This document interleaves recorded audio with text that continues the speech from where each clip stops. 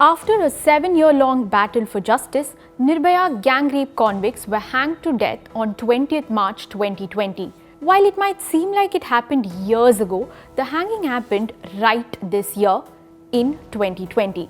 Let me jog your memory. The news of the hanging dominated headlines. From Prime Minister Narendra Modi to film stars, prominent personalities tweeted, "Justice has prevailed." For many, the hanging was a closure of sorts. But in less than 6 months, a 19-year-old Dalit girl succumbed to her injuries after she was allegedly gang raped in Uttar Pradesh's Hathras. The brutality of the crime shook the nation. Her family demanded justice while politicians promised strictest punishment. Another gang rape, another woman's life snuffed out heinously, another slew of promises. This has now become almost predictable trope with almost zero real-time change. Crimes against women have risen by 7.3% in the last 1 year alone.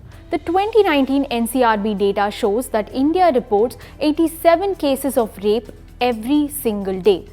This makes us question, yet again, why India's focus on punishment rather than prevention in addressing crimes against women is doing more harm than good.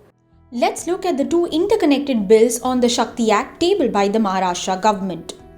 The bill proposes death penalty in cases of rape, gang rape, sexual assault of minors, and cases of acid attack where grievous injury is caused. You may think that this bill is the perfect answer for crimes against women in the state.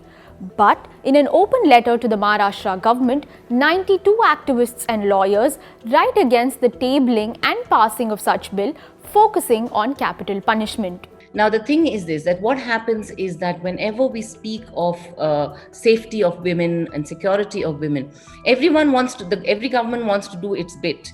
So then the pitch goes very high, and the higher the pitch goes, they will say that, okay, then we will, have death penalty with a belief somewhere. That's also a very patriarchal notion.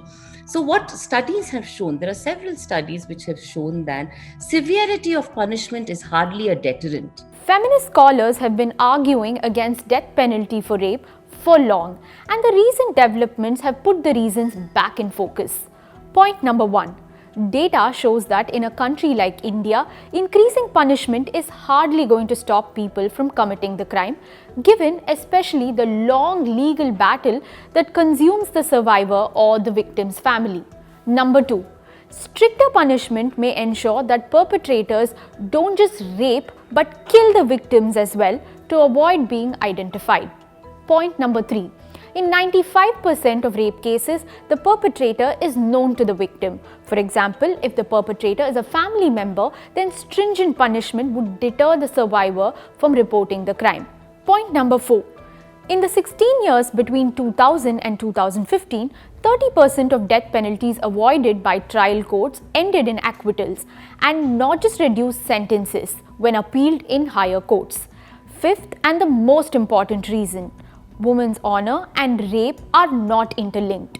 In a statement in 2018, a women's collective said, "The logic of avoiding death penalty to rapists is based on the belief that rape is a fate worse than death.